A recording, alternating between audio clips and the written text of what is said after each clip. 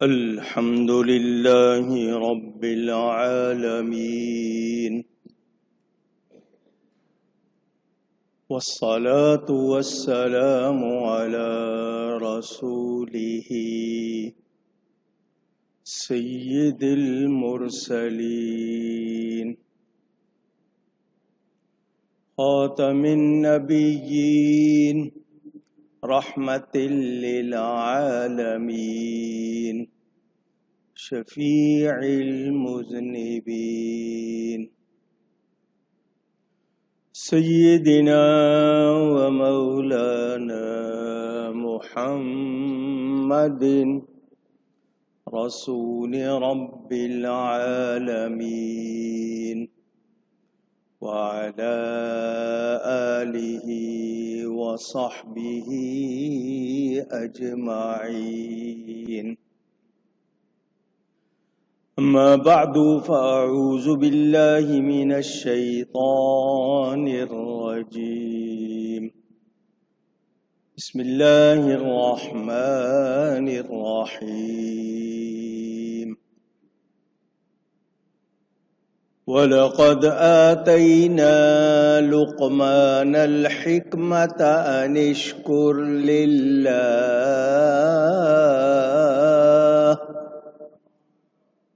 وَمَنْ يَشْكُرْ فَإِنَّمَا يَشْكُرُ لِنَفْسِهِ وَمَنْ كَفَرَ فَإِنَّ اللَّهَ غَنِيٌّ حَمِيدٌ.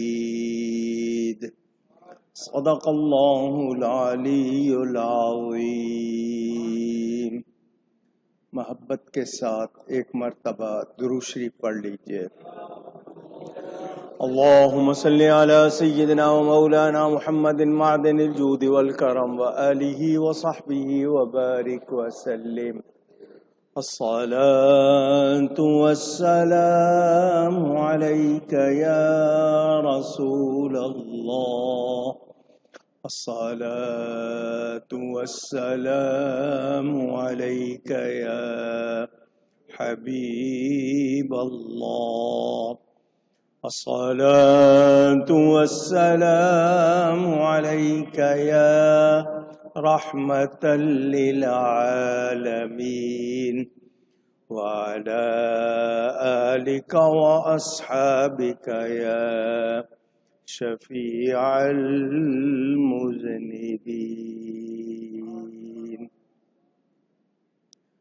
حمد و صلاۃ کے بعد قرآن کریم کی سورہ لقمان کی تفسیر کا بیان آپ سن رہے ہیں. آج پاکستان میں رؤیت ہلال کمیٹی کے مطابق ماہ ربیع الانور، ربیع النور، ربیع الاول کی پہلی تاریخ ہے. ماہ میلاد مصطفیٰ صلی اللہ علیہ وآلہ وسلم کا آغاز ہوا ہے. اللہ کریم نبی پاک صلی اللہ علیہ وسلم کے صدقے اس مہینے کو ہم سب کے لیے مبارک فرمائے. سرکار کی آمد اور ان کا استقبال کرنے اور میلاد شریف منانے اور ان کی تعلیمات سیرت پر عمل کرنے کی توفیق عطا فرمائے. انڈیا میں ایک دن کا فرق آ گیا. یہاں بادل بہت تھے، چاند کہیں دیکھا نہیں گیا.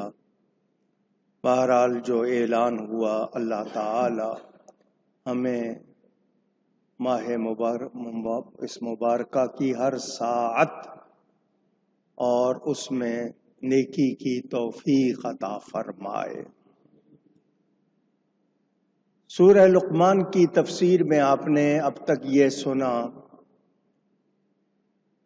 کہ اللہ نے آسمان بنائے بے ایسے ستونوں کے، بغیر ستونوں کے جو تمہیں نظر آئیں، اور زمین میں اللہ نے لنگر ڈالے کہ تمہیں لے کر نہ کانپے، اور اس میں ہر قسم کے جانور پھیلائے.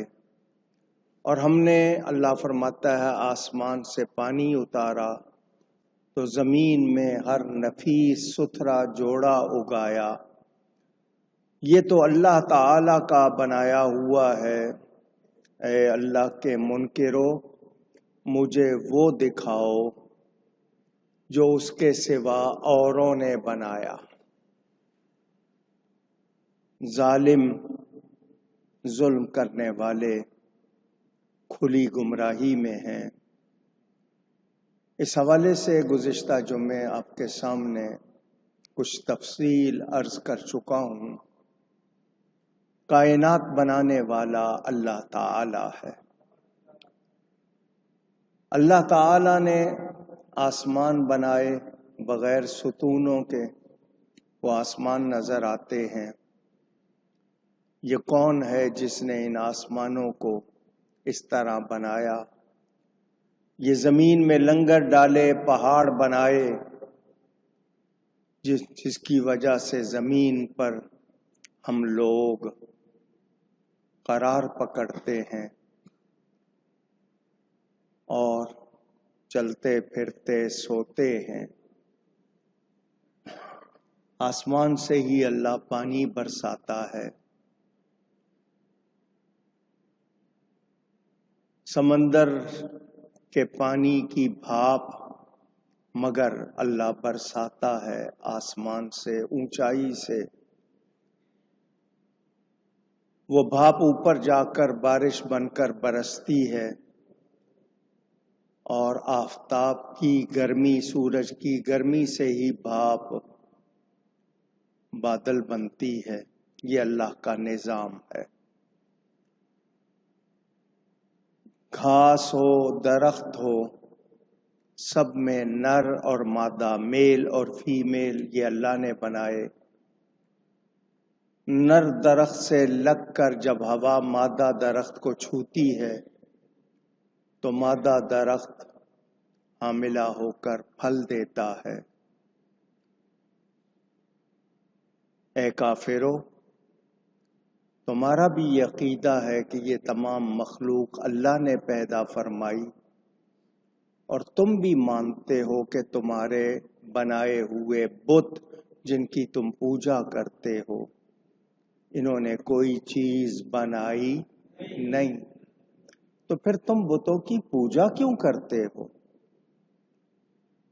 جان بوجھ کر ان کو جو خالق نہیں ہیں، خالق کے برابر مان کر، شریک ٹھہرا کر ان کی پوجا کرتے ہو۔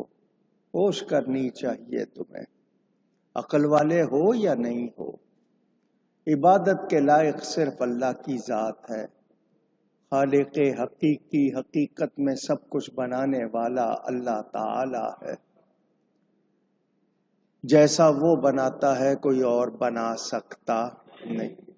دنیا نے روبوٹ بنا لیے، اپنی اپنی تکنیک دماغ سے جوڑ توڑ کر بہت سی مشینیں بنا لی۔ اس نے تیز رفتار سواریاں بنا لی، جانے کیا کچھ بنا دیا۔ وہ انسان اگر خود کو یہ سمجھتا ہے کہ وہ اللہ کے برابر ہو سکتا ہے تو ایسی کوئی بات نہیں۔ اس کو عقل اللہ نہ دے، اس کو صلاحیت اللہ نہ دے تو وہ کچھ بھی کر سکتا نہیں۔ ہماری پورے جسم کی ہر حرکت روح کے ذریعے ہے، اور ان سب کو بنانے والا اللہ تعالی ہے۔ ساری دنیا کے بت، خواہ وہ کسی چیز کے ہوں، اسٹیچوز، آئیڈلز، کسی چیز کے ہوں، سونے، چاندی، لوہے، تانبے، پتھر، ماربل، جس چیز کے بھی ہوں، لکڑی کے ہوں، یہ سارے مل کر ایک مکھی بھی بنا سکتے نہیں۔ چھوٹی سی مخلوق ہے مکھی۔ مکھی بنانا تو بہت دور کی بات، مکھی ان پر بیٹھ جائے تو اس کو اڑا بھی نہیں سکتے۔ اتنی بھی عقل نہیں ہے ان کو، پھر بھی ان بتوں کی پوجا کرتے ہیں۔ تو ان کو جان لینا چاہیے کہ یہ ایسا کر کے خود پر ظلم کرتے ہیں، گمراہ ہیں۔ راہ بھٹکے ہوئے ہیں اور ان کے لیے کوئی خیر نہیں ہے۔